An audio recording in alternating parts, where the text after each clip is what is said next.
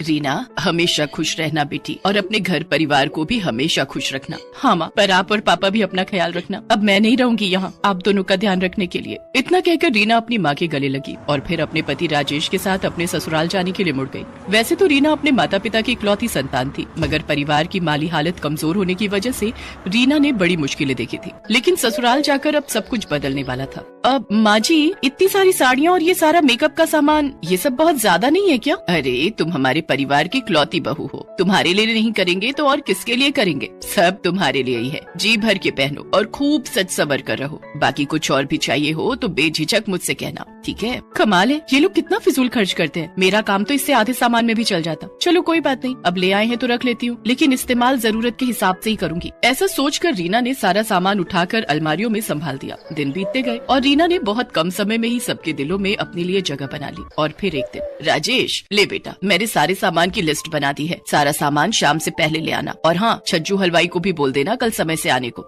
ठीक है माँ, मैं सब संभाल लूंगा। माँ जी, ये क्या इतनी लंबी लिस्ट? अब घर में कोई दावत होने वाली है क्या? हाँ बेटा, कुछ ऐसा ही समझ लो। वो क्या है ना कि हमारे घर का रिवाज है, हर शुभ काम के बाद गरीबों को खाना खिलाया जाता है। सोचा तो ये था कि तुम्हारी और राजेश की शादी के तुरंत बाद ये भोज रखेंगे, लेकिन उस वक्त फुर्सत ही नहीं हो पाई। लेकिन अब जब सारे काम निपट गए हैं तो सोचा कि ये काम भी निपटा ले। वो सब तो ठीक है माँ जी, पर इतना सब कुछ बहुत ज्यादा नहीं है। और ये पनीर और गुलाब जामुन मंगवाने की क्या जरूरत है? अब गरीबों को ही खिलाना है ना खाना, तो उन्हें तो कुछ सस्ता भी खिला देंगे तो भी चलेगा। नहीं बेटा, ये तो पुण्य का काम है, इसमें कंजूसी करना ठीक बात नहीं। और वैसे भी हमें किस बात की कमी है? कमी अभी नहीं है, पर अगर सब कुछ ऐसे ही चलता रहा तो एक दिन जरूर हो जाएगी। माँ जी माफ कीजिए, अब अगर आपको बुरा ना लगे तो क्या इस बार मैं सब कुछ संभाल लूँ? हाँ हाँ, क्यों नहीं बेटा, वैसे भी आगे तो तुम्हें ही सब संभालना है, तो मुझे क्या दिक्कत हो सकती है। ठीक है, तुम और राजेश मिलकर सब संभाल लेना, बाकी मेरी कोई मदद चाहिए हो तो बताना। कांता को रीना की समझदारी पर कोई शक नहीं था। वो यही समझती थी कि रीना को सोच समझकर खर्च करने की आदत है, जो कि उसके हिसाब से भी एक अच्छी आदत ही थी। लेकिन फिर भोज वाले दिन, रीना ये क्या है, बस इतने से लोग बुलाए तुमने? चलो कोई बात नहीं, अब अनाथ आश्रम और वृद्धाश्रम के लिए कब चलना है, और वहाँ ले जाने के लिए खाना तो तैयार है ना? नहीं माँ जी, वहाँ जाने की कोई जरूरत नहीं है, जो होना था हो गया। पूरे 11 गरीब बुलाए थे मैंने और सबको भरपेट खिचड़ी खिलाकर भेजा है। पर बेटा हमारे यहाँ तो माँ जी, यहाँ जो होता आया है जरूरी नहीं कि आगे भी होता रहे। मैंने सब देख और समझ लिया है।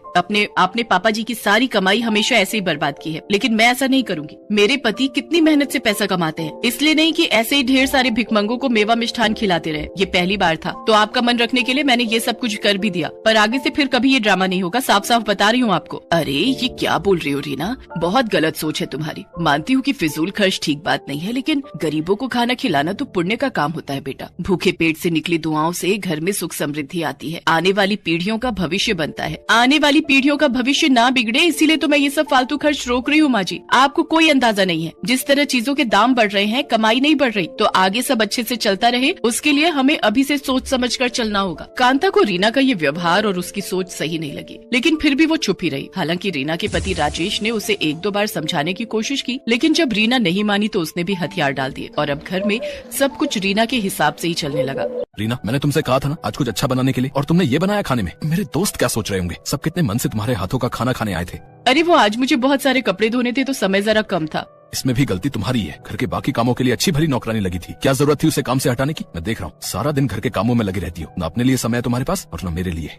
आप भी न कमाल हो, एक तो नौकरानी को हटाकर मैंने आपके पैसे बचाए हैं, ऊपर से आप मुझ पर ही गुस्सा कर रहे हो। और खाने का क्या है, रोज ही तो खाना है, फिर क्या अच्छा और क्या बुरा। रीना की कंजूसी वक्त के साथ बढ़ती जा रही थी और उसे रोक पाना किसी के बस में नहीं दिख रहा था। इस तरह पैसे बचाकर रीना बहुत खुश थी। हालांकि इस सब में एक खुशी थी जो चाहकर रीना हासिल नहीं कर पा रही थी। पर मैम ऐसा कैसे हो सकता है? आप बोल रही है कि हम दोनों में से किसी में प्रॉब्लम नहीं है, तो फिर प्रॉब्लम है कहाँ? देखिए मैं सारे जरूरी टेस्ट करवा चुकी हूँ, सब कुछ ठीक है, तो मैं फिलहाल यही कह सकती हूँ कि आप भगवान की मर्जी का इंतजार कीजिए। शादी को 5 साल बीतने के बाद भी रीना की गोद नहीं भर पाई थी और इस बात की तकलीफ अब रीना को अंदर ही अंदर खाए जा रही थी। न इलाज काम आ रहा था और न ही कोई ईश्वर से प्रार्थना का फल मिल रहा था। नतीजा ये कि अब रीना बहुत उदास रहने लगी थी और ये देखकर कांता को भी बहुत बुरा लग रहा था। रीना तुम परेशान मत हो, भगवान चाहेंगे तो सब ठीक होगा। नहीं माँ जी, कुछ ठीक नहीं होगा।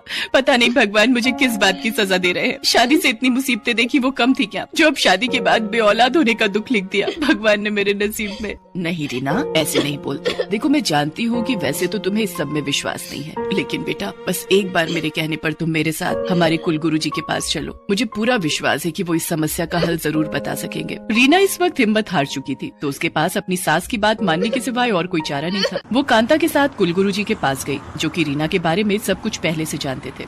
बेटी, ये सत्य है कि तुमने अपने जीवन में बहुत सी कठिनाइयों का सामना किया है, लेकिन इसका मतलब ये नहीं कि उन मुश्किल वक्त की तकलीफों का दर्द तुम जीवन भर अपने साथ लेकर चलो। जी भर के खुशियाँ बांटो और फिर देखना ईश्वर तुम्हें तुम्हारी खुशी अवश्य देंगे। जी मैं कुछ समझी नहीं, क्या करना होगा मुझे? कुछ खास नहीं, बस अब से लेकर पूरे 3 महीनों तक हर रोज 5 गरीबों को भोजन कराओ। और ध्यान रहे, भोजन ऐसे करवाना जैसे साक्षात ईश्वर तुम्हारे घर पधारे हों और तुम उन्हें भोज करा रही हो।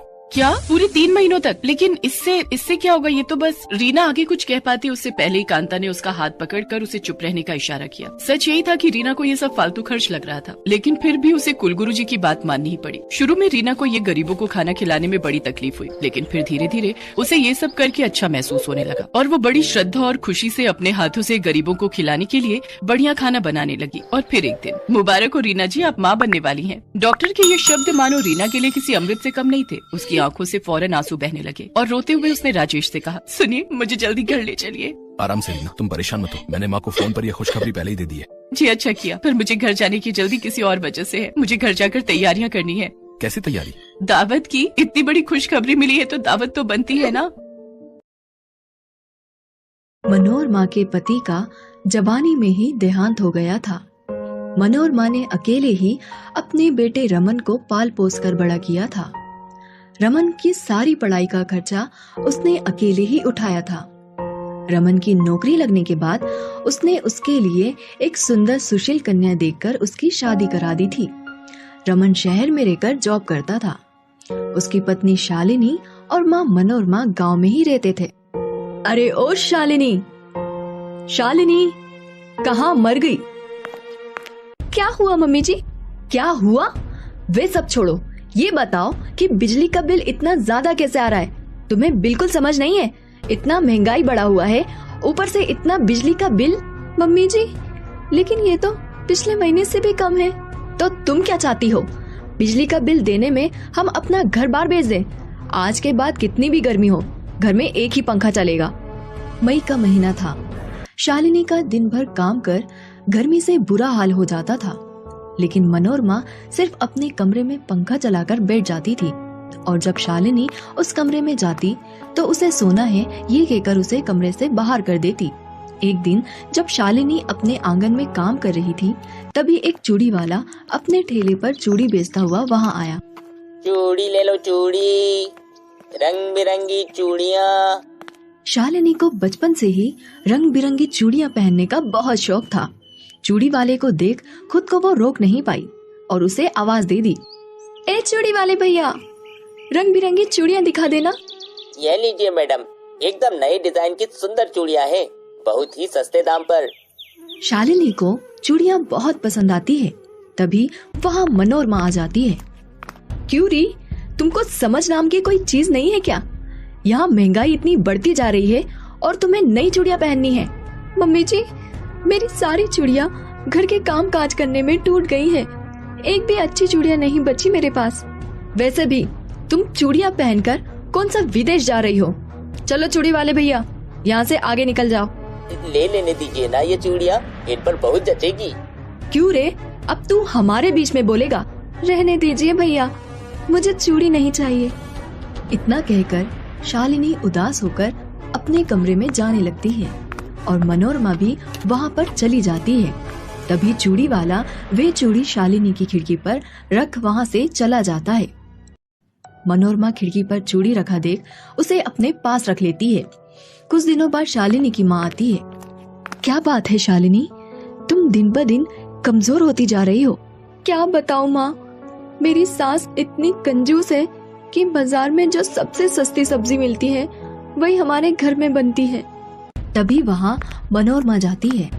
हाँ हाँ क्यों नहीं, यहाँ के साग सब्जियों से इतनी ही दिक्कत है तो अपनी बेटी को खिलाने के लिए सब्जी लेकर आती अपने गांव से।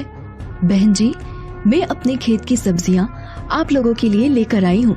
ये सब्जियाँ ये तो कई दिनों से बासी लग रही है, पर कोई बात नहीं, अब आप लेकर ही आई है तो हम रख लेते हैं।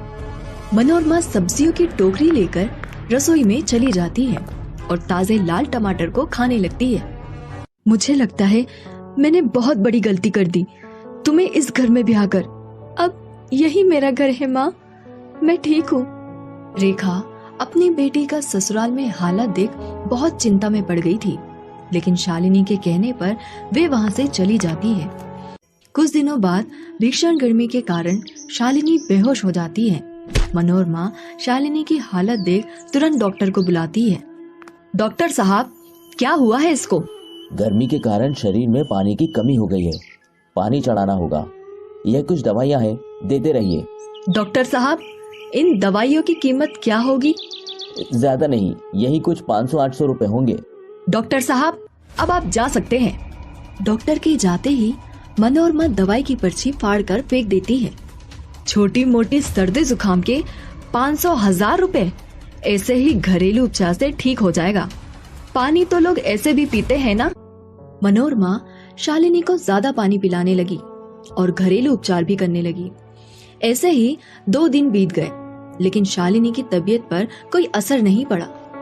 मम्मी जी, आप मेरी माँ को बुला लीजिए या मेरे पति को बुला दीजिए, वरना मैं ऐसे ही पड़ी पड़ी मर जाऊंगी। तुम्हें मेरा इलाज पसंद नहीं तो मैं तेरी माँ को बुला देती हूँ। मनोरमा फोन कर रेखा को बुला लेती है। रेखा शालिनी को अपने साथ लेकर चली जाती है और वहाँ उसका अच्छे डॉक्टर से उपचार करती है। एक दिन रेखा मनोरमा के घर आती है। हाय रे, मेरी मती मारी गई थी जो मैंने तेरे घर में अपनी बेटी को बहू बनाकर भेजा। तेरी वजह से उसकी जान चली गई। क्या? शालिनी की जान चली गई? हाँ, तेरी कंजूसी की वजह से उसका सही वक्त पर इलाज ना हो पाया। मैं नहीं चाहती कि तेरा साया भी उस पर पड़े, वरना तुम मेरी बेटी के शव के ऊपर चढ़े फूलों की भी कीमत लगाने लगोगी। मनोरमा वहीं रोने लगती है और खुद को कोसने लगती है। हाय, मुझसे बहुत बड़ी गलती हो गई। आज मेरी कंजूसी के कारण बेचारी मेरी बहू की जान चली गई है। मैं अब से कंजूसी नहीं करूंगी। तभी शालिनी वहाँ जाती है। शालिनी को देख मनोरमा की खुशी का ठिकाना नहीं होता और वो उसे गले से लगा लेती है। मम्मी जी, बचत करना अच्छी बात है, लेकिन कंजूसी नहीं करनी चाहिए। बेटा, मैं अब से कभी भी कंजूसी नहीं करूंगी। हमें आपको यही समझाने के लिए ये नाटक करना पड़ा। मनोरमा ने कंजूसी छोड़ दी और सभी खुशी खुशी रहने लगे। जो मुझे ये उपदेश दे रहे हो, और कौन कहता है पैसा सारी खुशियां नहीं देता? अगर मेरे पास भी पैसा हो तो मैं तो बस खुशी खुश रहूं। अच्छा, चलो एक काम करो, मैं तुम्हें नोट छापने की एक मशीन दूंगा, पर वो एक जादुई मशीन होगी जो रोजाना घर में से कोई भी एक चीज लेकर बदले में तुम्हें नोट देगी। लेकिन याद रखना, मशीन रोजाना नोट देती है, इसलिए एक दिन भी तुमने उस मशीन को कुछ नहीं दिया, फिर वो तुम पर हावी हो जाएगी। बाबा, मुझे तो रोजाना ही नोट चाहिए। मुझे इसमें कोई परेशानी नहीं है, बस आप मुझे जल्दी से वो नोट छापने की मशीन दे दो, फिर तो मेरी सारी परेशानियां दूर हो जाएंगी। साधु वर्षा को नोट छापने की मशीन दे जाता है। कौन था वर्षा? इतनी देर से दरवाजे पर क्यों खड़ी थी? ये देखो माँ जी, एक साधु बाबा मुझे ये नोट छापने की मशीन दे गए हैं। अब रोजाना ये मशीन किसी भी एक चीज के बदले नोट देगी। ये तो कहीं नहीं सुना। तू तो लग रहा है दिन में सपने देख रही है और जादू और चमत्कार की बातें कर रही है। माँ जी, मैं सच कह रही हूँ। रुको, मैं आपको इस मशीन में से नोट निकाल कर दिखाती हूँ। ये देखो, मैंने इसमें ये रुमाल डाला और अभी देखना नोट बाहर आएंगे। हाँ, ये तो कमाल हो गया वर्षा बहू, इस मशीन में तो नोट छपकर बाहर आ रहे हैं। सुनो जी, ये देखो, वर्षा बहू को एक साधु बाबा नोट छापने की मशीन ये मशीन तो सच में नोट छाप रही है। बाबूजी, अब आप देखते जाओ, हम लोग कुछ ही दिनों में करोड़पति बन जाएंगे। नोट छापने की मशीन देखकर विनोद न जाने किस चिंता में था। वो वर्षा से बोला, वर्षा, मुझे कुछ ठीक नहीं लग रहा है। इस तरह से मशीनों में कोई चीज डालकर नोट निकालना गलत है। मुझे तो इसमें कोई राज छुपा दिखाई पड़ता है। ऐसा ना हो ये लालच तुम्हें ले डूबे और कहीं तुम्हें पछताना न पड़े। अरे पछताऊंगी क्यों? जब रोजाना नोट हाथ में आएंगे तो फिर तो मानो रोज दिवाली। आओ माँ जी, आओ आओ माँ जी, आज हम ढेर सारी शॉपिंग करने चलते हैं।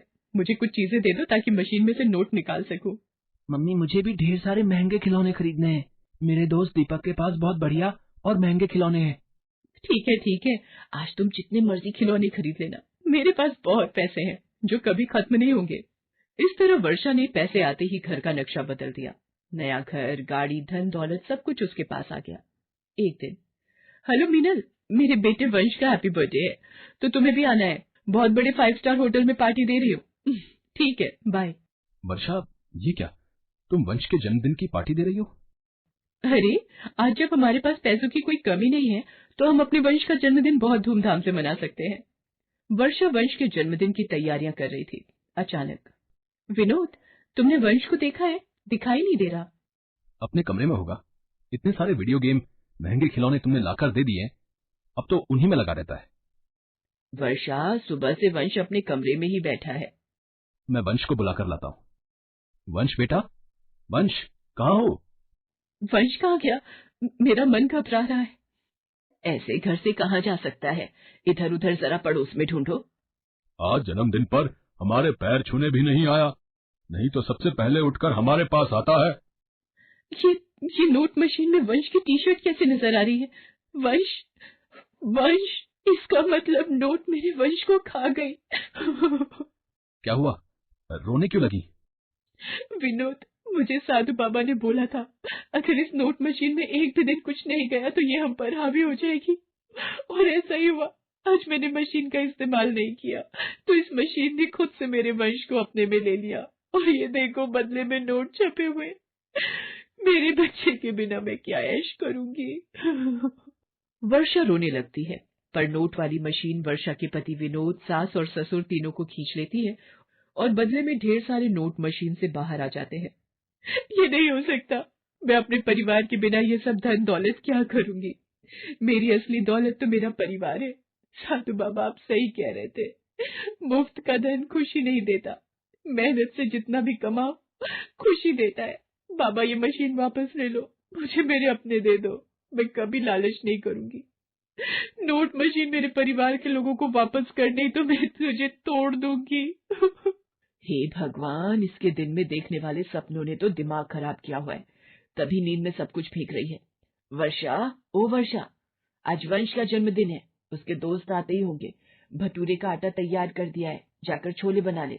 विनोद केक लेने गया हुआ है और तेरे बाबूजी वंश के साथ गुब्बारे फुलाने में लगे हुए हैं। ये सपना था, मेरे अपने मेरे पास है। माँ जी, इधर आना, आज आपको गले लगाने का मन हो रहा है।